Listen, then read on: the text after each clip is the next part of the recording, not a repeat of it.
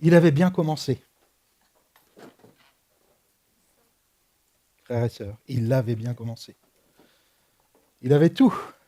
Le cœur, l'humilité, l'appel, l'onction. Et pourtant, il va tomber. De qui je parle? Est-ce que vous avez une idée?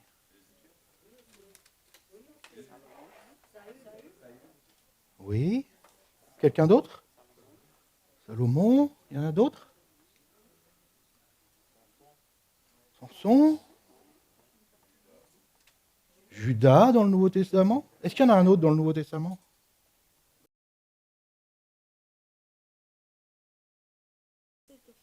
On pourrait citer Démas, qui a abandonné en chemin. Vous voyez, on ne peut pas savoir de qui je parle.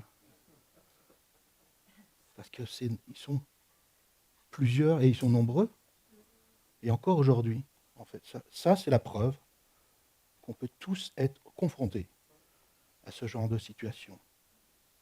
De bien commencer et de ne pas bien terminer.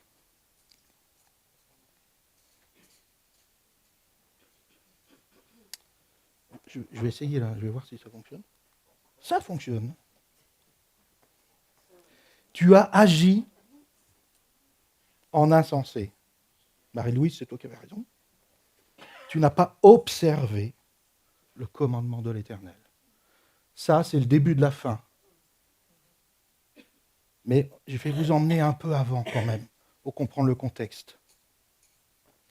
Avant la période des rois, ça va le son? J'entends fort là. C'est pas trop fort pour vous?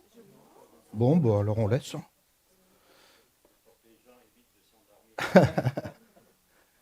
Je pense pas que tu vas t'endormir aujourd'hui.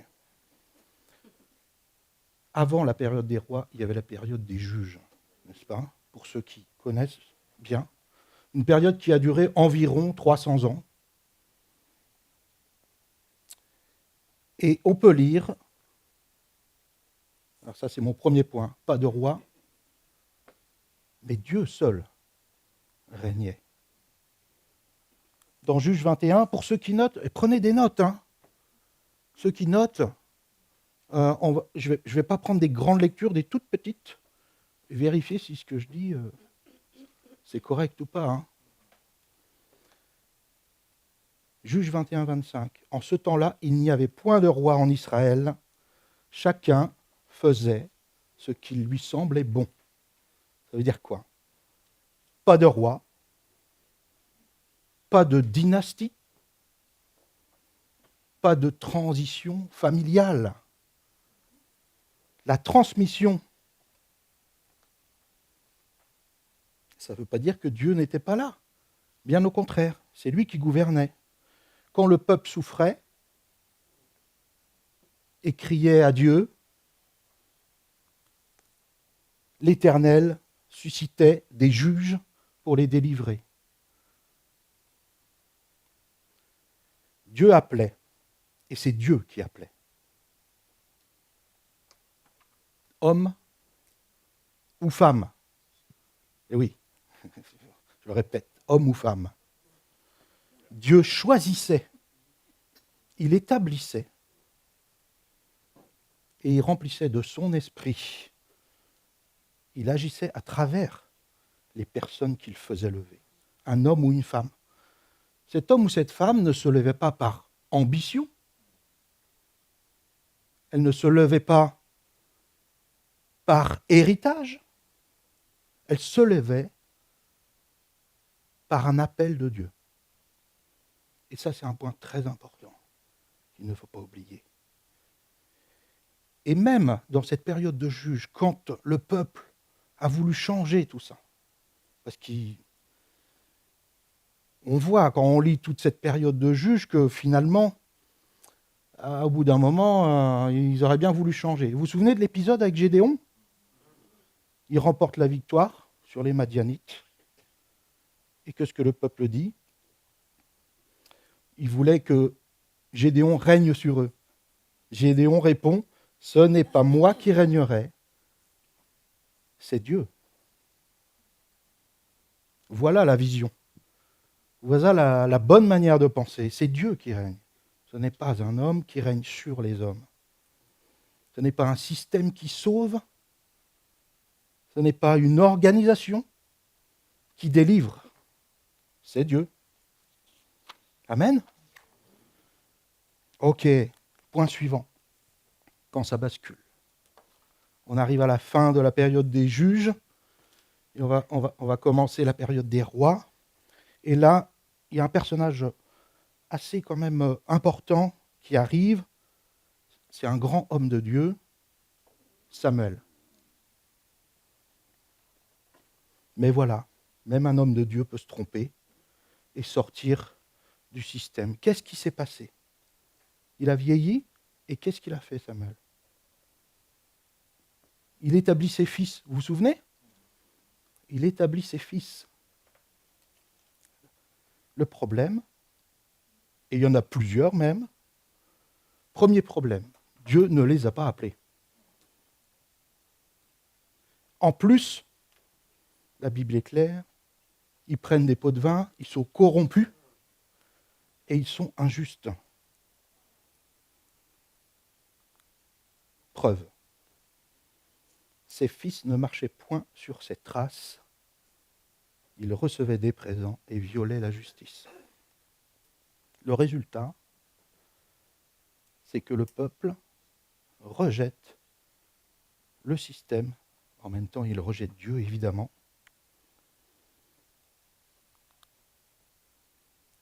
Le peuple réclame un roi. Établis sur nous un roi, il disait, comme toutes les nations. Ah, comme les autres. Comme les autres, tiens. Mais Dieu n'a jamais appelé son peuple à ressembler aux autres. N'est-ce pas? Vous êtes d'accord avec ça? Ne vous conformez pas au siècle présent. Et il y a plus grave encore, comme je l'ai évoqué juste avant. C'est que le peuple, en faisant ça, il rejette Dieu. Il rejette Dieu, pas ouvertement, mais il le rejette. Et c'est ce que Dieu dira à Samuel, ne t'inquiète pas, c'est pas toi qui le rejette. C'est Dieu, c'est moi. Voyez, d'une bonne intention peut naître un basculement. Et aujourd'hui, on pourrait prendre quelques exemples. Dans une église, on choisit un ou des responsables parce qu'ils sont charismatiques, mais pas appelés. Une famille peut pousser aussi son ou ses enfants dans le ministère, mais ils ne sont pas appelés. On reproduit des modèles sans la direction de Dieu. Et après, on ne comprend pas pourquoi ça ne marche pas. Le vrai danger, ce n'est pas de rejeter Dieu ouvertement, c'est de le remplacer subtilement. Et c'est ce qui s'est passé. Quand Dieu n'est plus au centre, même la meilleure des structures ou des organisations s'écroule. Point suivant. Le voilà, Saül. Des bagages au trône. J'ai intitulé ça « Des bagages au trône ». On est sur 1 Samuel de 9 à 11. Pour ceux qui prennent des notes, on ne peut pas lire tout ce passage, juste avant qu'il accède au trône. Dieu permet un roi, c'est Saül. Et honnêtement, je vous assure, quand on lit son histoire, je me suis régalé à préparer ce message parce que tout commence bien pour lui. Il avait tout pour réussir. Tout. On découvre un homme quasiment irréprochable. J'ai noté quelques points de son caractère ou de sa manière d'être avant d'accéder au trône. Déjà, il est un bon fils. Vous vous souvenez quand son père l'envoie chercher les ânesses perdues? C'est là, en fait, qu'on commence à découvrir Saül et qu'il apparaît dans les récits bibliques.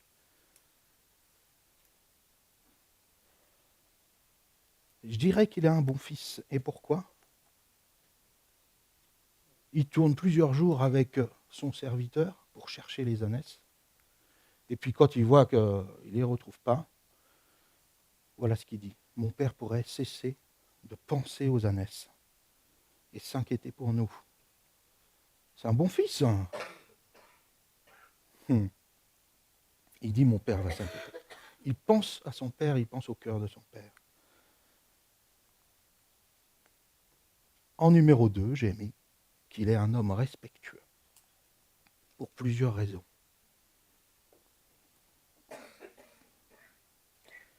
vous souvenez quand il va consulter l'homme de Dieu, qu'il ne connaît pas encore, Samuel. Il est préoccupé d'y aller les mains vides. Ils n'ont plus rien, ils n'ont même plus de pain à manger. Que portons-nous à l'homme de Dieu? Il respecte le prophète qu'il ne connaît pas encore. Il ne connaît pas encore Samuel. Il n'a pas encore fait sa rencontre. En fait, il respecte les usages de l'époque. À savoir, on emmenait un présent à l'homme de Dieu. On emmenait quelque chose. On ne venait pas les mains vides. Et puis quand Samuel l'invite à manger avec eux, parce qu'il y avait un sacrifice justement ce jour-là, il accepte. Il respecte encore les usages. Il ne refuse pas en disant non, il faut que je rentre. Il respecte avec humilité. Et puis il respecte aussi son serviteur. Vous vous souvenez, juste avant justement de rencontrer le prophète, il l'écoute, il ne le méprise pas en disant oh non, tais-toi, tu es plus petit que moi. Il dialogue patiemment avec lui. D'ailleurs, c'est même son serviteur qui propose. Je ne sais pas si vous vous souvenez, un quart de cycle. Il dit, j'ai un quart de cycle, on peut lui donner. Le cœur se voit, mes frères et sœurs, dans notre attitude envers les autres, envers les plus petits aussi, envers les grands, mais les plus petits aussi. C'est là que notre cœur se révèle. Et le tien aujourd'hui? Première question. Ton cœur aujourd'hui, comment parles-tu aux serviteurs, à ceux qui sont autour de toi? Ok, allez, je peux vous mettre mal à l'aise, hein? Un silence. Un cœur humble. Étonnant, hein? Franchement. Parce qu'on se souvient beaucoup des mauvaises choses de Saül. Alors comprenez bien, je ne veux pas redorer l'image de Saül, il a chuté. Mais je vais vous montrer comment on peut bien commencer et très mal terminer. Il a un cœur humble. Quand Samuel lui parle de la royauté, un passage très connu, ne suis-je pas de la plus petite tribu? Pas d'orgueil.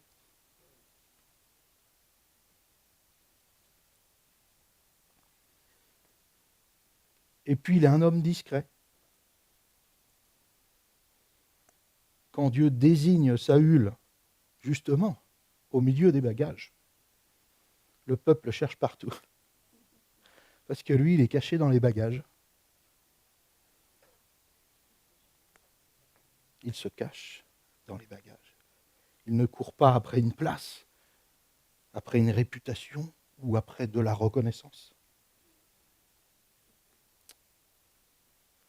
Et ça, c'est exactement le genre de personne que Dieu utilise, élève, je dirais,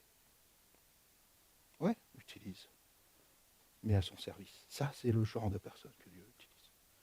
Et puis, je n'ai pas noté là dans mes notes, mais ça me vient aussi, quand il retourne chez son père, il rencontre son oncle et il ne lui dit pas.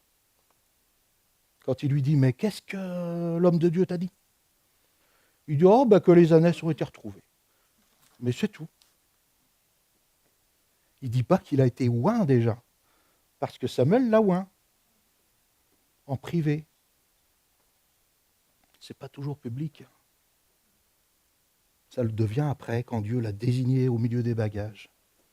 Allez, la suite. Dieu agit réellement en lui.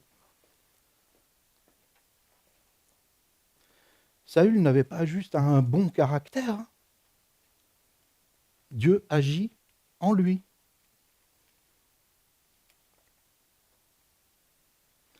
Le passage qui m'a le plus bousculé, je vous le mets tout de suite.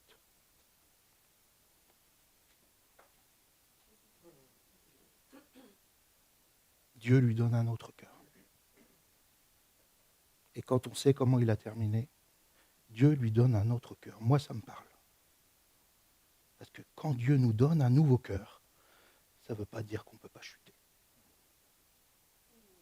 Et ça, c'est écrit pour notre exemple, frères et sœurs. L'Esprit de Dieu le saisit et il prophétisa. Waouh! Dieu agit en lui. Amen? Non? Allez, encore une dernière. L'Esprit de Dieu saisit Saül et sa colère s'enflamma. C'est quel genre de colère? C'était pour aller combattre. Comprends bien, frères et sœurs. Saül, à ce moment-là, il n'est pas faux. Il n'est pas un hypocrite. Il vit vraiment le don que l'esprit, que Dieu a donné à Saül, c'est-à-dire son esprit. Il est transformé, il est rempli et il est utilisé. Et pour nous aujourd'hui, ça veut dire quoi? Parce que c'est bien de voir l'histoire comme ça, mais nous aussi, il faut faire un parallèle avec nous aujourd'hui. On peut ressentir la présence de Dieu. On peut être utilisé puissamment. Et puis voir Dieu agir dans notre vie ou autour de nous, des miracles, des prodiges, et quand même chuter par la suite. Ce que ça veut dire, c'est que l'onction ne garantit pas ta fidélité, ma fidélité. Les dons ne remplacent jamais, jamais ta relation avec Dieu, ma relation avec Dieu. C'est la dépendance quotidienne à Dieu qui compte. La dépendance quotidienne à Dieu. Je discutais avec un frère cette semaine, je me réjouis, parce que c'est ce qu'il me disait. Tous les jours, je vais rencontrer Dieu. Je passe du temps avec lui. Alléluia. Alléluia. Moi, ça me réconforte quand j'entends des trucs comme ça. Allez, point suivant. Obéissance, courage et foi. Vous vous souvenez de l'histoire Jabès, c'est une petite ville qui est menacée par les Ammonites. On est toujours avec Saül. Hein. Le peuple ne sait pas quoi faire. Saül, déjà oint, se lève, il obéit. Alors, ce n'est pas dans le sens que Dieu lui avait dit directement, n'est-ce pas? Mais il obéit, j'ai mis obéit parce qu'il prend sa place de leader en tant que roi. Il prend sa place malgré son jeune âge. Il agit. Il organise l'armée. Il va combattre. Il est confiant en Dieu, que Dieu est avec lui. Et puis après la victoire, il ne se venge pas. Vous vous souvenez de cette histoire? Je vois les yeux qui plissent là. Il faudra aller relire. Hein, 1 Samuel 11, pour ceux qui notent. Ok? Il ne se venge pas après la victoire qu'ils ont eue en Jabès. Il fait preuve de maîtrise. Je ne sais pas si vous vous souvenez, l'histoire, en fait, c'est que le peuple, certains du peuple, voulaient exterminer tous ceux qui ne voulaient pas que Saül règne sur eux, finalement. Et là, Saül, là, on sent vraiment qu'il a un cœur de maîtrise. Il y a vraiment l'Esprit de Dieu. Il ne se venge pas. La Bible dit qu'il n'a pas fait cas. Il glorifie Dieu, au contraire, de cette victoire, parce qu'il sait que la victoire vient de Dieu. Personne ne sera mis à mort, il dit, car l'Éternel a opéré une délivrance ou une grande délivrance. Il commence bien, il agit bien, il parle bien. Tout est bon, là. Si on s'arrête ici, et pour ceux qui ne connaissent pas l'histoire de Saül, ou qui la lisent pour la première fois, Il est bien. Il est bien ce gars. Je pense qu'il mérite d'être roi. Dieu a eu raison de le mettre roi. On voit un Saül on ne peut pas lui reprocher quelque chose là. Dans la lecture de tout ça, on ne peut pas lui reprocher. Alors qu'est-ce qui s'est passé? Qu'est-ce qui s'est passé? Et c'est ça qui est intéressant et qui est une leçon pour nous aussi aujourd'hui. C'est quoi qui a changé?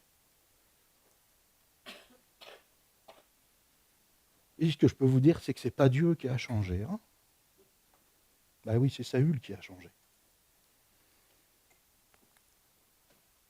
Et il commence à servir sans écouter. Vous vous souvenez, 1 Samuel 13, Saül offre le sacrifice sans attendre Samuel. C'est la première erreur que Saül commet. En tout cas, qui nous est rapportée. Et petit à petit, il agit sans attendre Dieu. On le voit dans d'autres passages après. Il décide seul. Et il remplace l'obéissance par sa propre initiative. Voilà ce qu'il fait. Et le danger, c'est quoi? C'est qu'il remplace Dieu, comme on a vu tout à l'heure, sans même s'en rendre compte. Il remplace Dieu, il agit pour Dieu, il sert Dieu. Pour lui, il sert Dieu, hein, mais sans Dieu. Et pour nous, aujourd'hui, on refait un parallèle. Ça veut dire quoi? Moi, j'ai 3 petites questions. Agis-tu avant de prier? Ou pries-tu avant d'agir? Est-ce que tu vas quand Dieu t'a dit attends, tu y vas quand même? Ou tu obéis et tu attends? Préfères-tu ta raison, ta logique, à sa parole? Ce sont des bonnes questions. Il faut comprendre que Saül ne rejette pas Dieu ouvertement. Il le remplace subtilement. Saül ne dit pas « je rejette Dieu ». Vous vous souvenez, dans Apocalypse, hein, tu n'es ni chaud ni froid.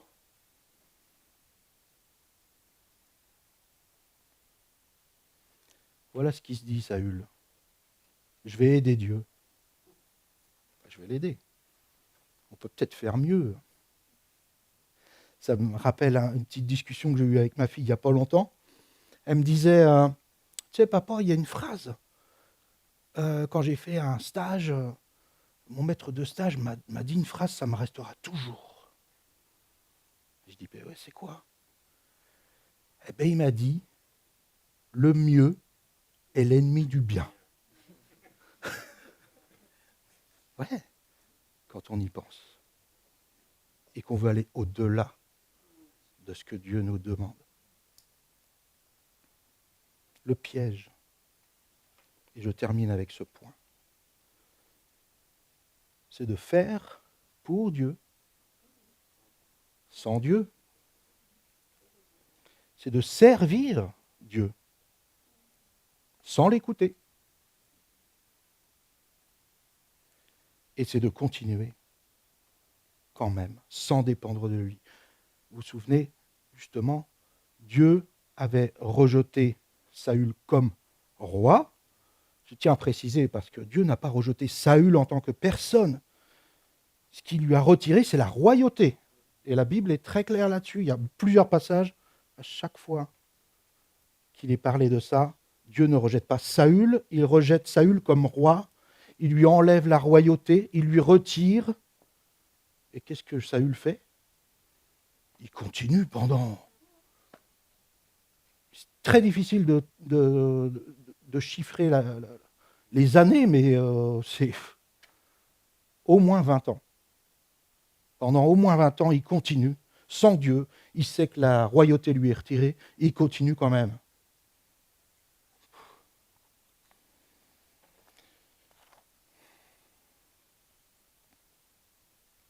Mon dernier point avant la conclusion.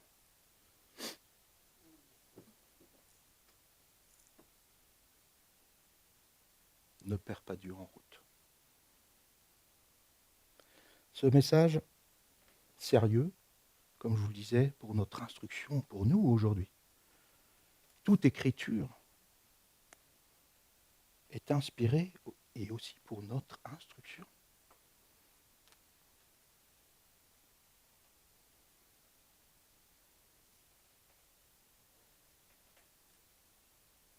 Saül avait tout pour réussir. On l'a vu. Il était humble, respectueux, obéissant, rempli de l'esprit de Dieu, jusqu'à ce qu'il lui soit retiré. Et il avait aussi un nouveau cœur. Je le renote, et là je l'ai noté en gros, parce que moi ça m'a choqué, je vous assure. Quand j'ai relu ça, je ne me souvenais pas de ça.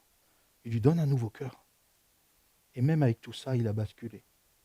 Et je vous épargne toutes les atrocités qu'il a produites derrière. Vous connaissez déjà toute sa vie derrière. Quand il a continué sans Dieu, il a continué de régner sans Dieu.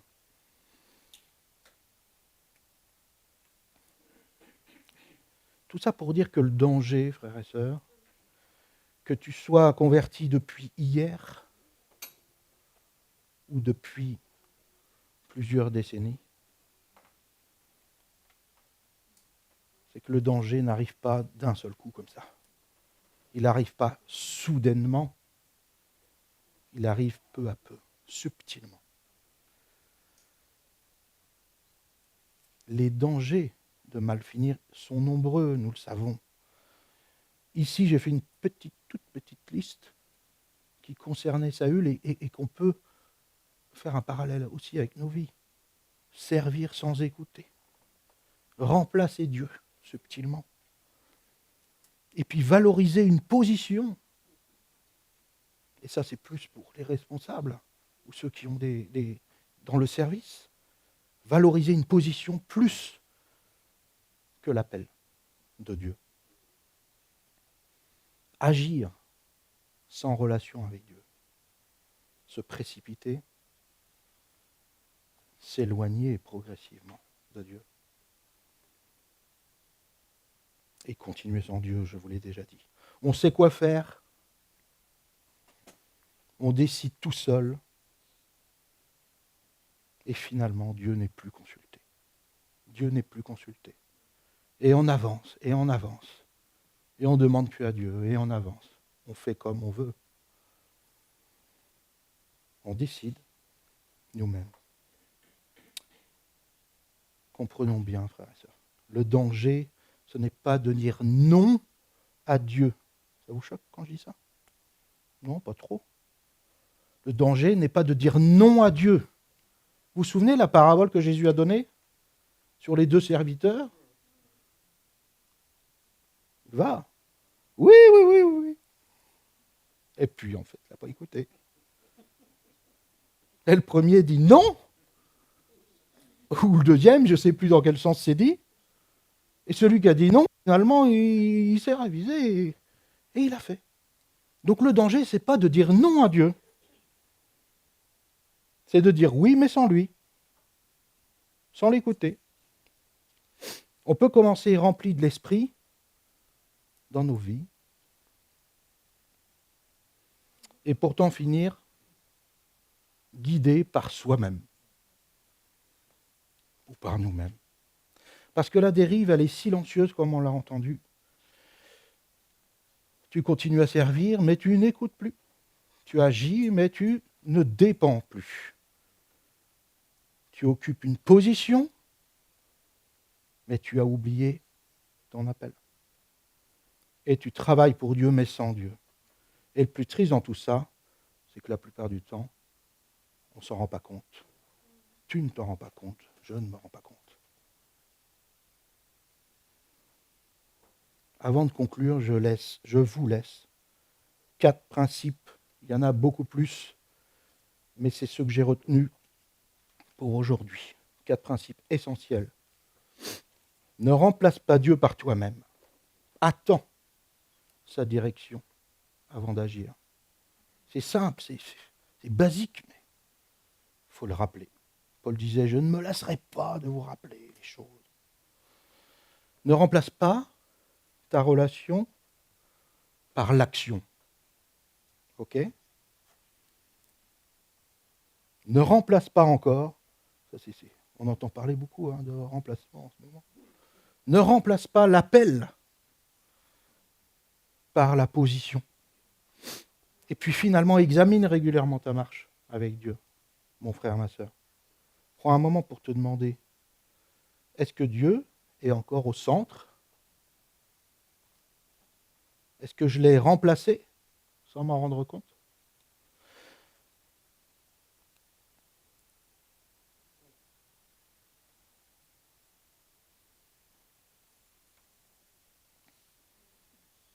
Beaucoup me diront Seigneur, Seigneur.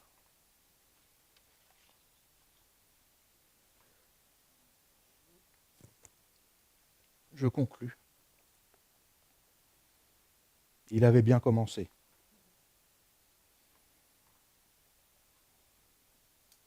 Mais il n'a pas bien continué. Dans le cas de Saül, qu'on vient de voir, mais ça peut être pour beaucoup d'autres. J'aurais pu prendre un autre personnage. Il a même très mal terminé, Saül.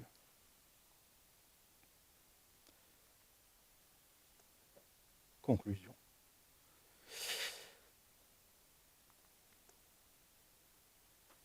Car nous sommes devenus participants de Christ, pourvu que nous retenions fermement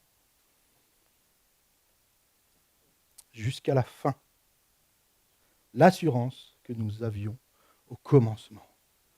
Oui, au commencement, on est souvent, n'est-ce pas ? Ok. Tu peux bien commencer. Tu peux avoir le feu, l'onction. Tu peux impressionner les hommes. Tu peux aller vite, et même très vite. Tu peux recevoir un nouveau cœur. Je le rajoute encore une fois. Tu peux recevoir un nouveau cœur. Mais tout ça, ça ne suffit pas. Parce qu'en chemin, tout peut changer. Tout peut changer en chemin. Tu peux basculer, tu peux glisser, tu peux dériver. Dieu regarde si tu tiens quand c'est difficile. Dieu regarde si tu restes fidèle quand tout devient silencieux. Quand tu pries et que rien ne change. Quand tu appelles mais que tu n'entends rien. Quand tu donnes tout et que tu ne ressens plus rien. Quand le ciel te semble fermé. Quand sa présence semble loin. Quand ta foi est mise à nu. Est-ce que tu restes ou est-ce que tu pars ? Dieu regarde si tu continues quand personne ne te voit. Dans le secret, je crois que je l'ai entendu ce matin. Dieu regarde ta fidélité. Alors, écoutez bien, frères et sœurs, ces derniers mots. Ce ne sont pas ceux qui commencent bien,